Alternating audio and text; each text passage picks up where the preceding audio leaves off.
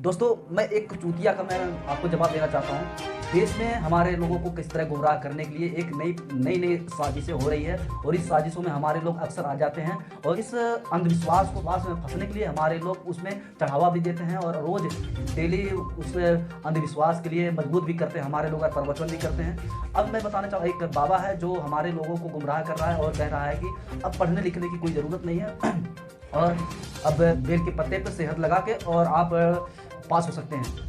आपका बच्चा एग्जाम देने जा रहा है, पढ़ाई करने जा रहा है और पास नहीं हो रहा है, या उसको आपको लग रहा है इसने पढ़ाई नहीं करी, पास नहीं होगा, तो शहद बेलपत्री की बीच वाली पत्ती पर शहद लगा लीजिए और शंकर भगवान के शिवलिंग पर जाकर उसको बच्चे के हाथ से चिपकवा दीजिए। बच्चे ने भले पढ़ाई नहीं करी हो पूरी साल, पर बच्चा उस सब्जेक्ट में जिस दिन वो बेलपत्री चिपका कर आएगा उस दिन उस सब्जेक्ट में बच्चा पास होकर ही रहेगा, उसका एग्जाम उसको अच्छा तो साथियों, इस तरह की गुमराह करने वाली देश 21वीं सदी में चल रहे हैं हम लोग। देश दुनिया जागरूक हो गई है, समझ रहा है कि अब पढ़ने लिखने के बगैर कोई कुछ भी नहीं होने वाला है और इनको पता है कि SC ST OBC के लोग बहुत काफ़ी टैलेंट होता है, इन लोगों के अंदर जागरूकता होती है और ये पढ़ लिख लेंगे तो हमारी गुलामी कौन करेगा। और इस गुलामी के लिए षड्यंत्र ये लोग कर रहे हैं कि हमारे लोग पढ़े लिखे नहीं और हमारी गुलामी करें और हमारी हल चलाएँ। और क्यों अपनी मिशन के बहुत काफ़ी कामयाब है। मैं बताना चाहता हूँ कि ऐसे लोगों से बच के रहना चाहिए जो हमारे पढ़ने लिखने के लिए रोका जा रहा है। बिना पढ़े लिखे इंसान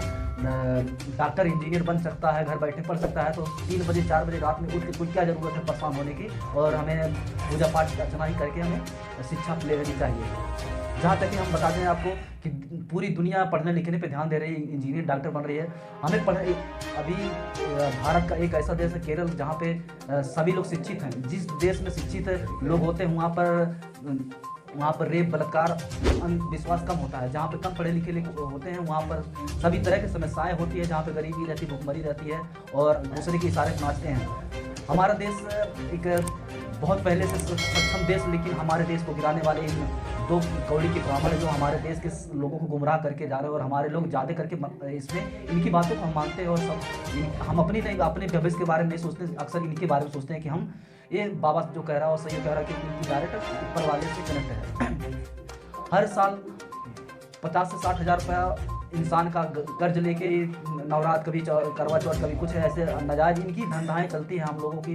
हम कर्ज लेके धंधा इनको करते हैं और कर्ज लेते हैं और इन पे चढ़ावा चढ़ाते हो और मजबूत होते हैं। और ये क्या करते हैं, उस पैसे को लेकर अपने लड़कों को, अपने बच्चों को विदेश में भेजते हैं और वहाँ से डॉक्टर इंजीनियर बना के, जज बना के और हमारे ऊपर राज कराते हैं। और हम लोग इस बात को समझते नहीं कि उनके पास मजबूती है। तो हम जो पैसे इन पे चढ़ाते हैं उन पैसे को हम बचा के और अपने बच्चों में और अपने परिवार पे लगाना चाहिए, ताकि और ऐसे चढ़ावा नहीं करना चाहिए, ऐसे लोगों की नहीं बात मानना चाहिए। आप समझ सकते हैं ये हमें समझाने, हमारे लोगों को गुमराह कर रहा है और हमारे लोग अक्सर करके इनकी बातों में आ जाते हैं। तो आप समझना आपको है, सोचना आपको है कहाँ से इन लोगों की क्या निशानी है।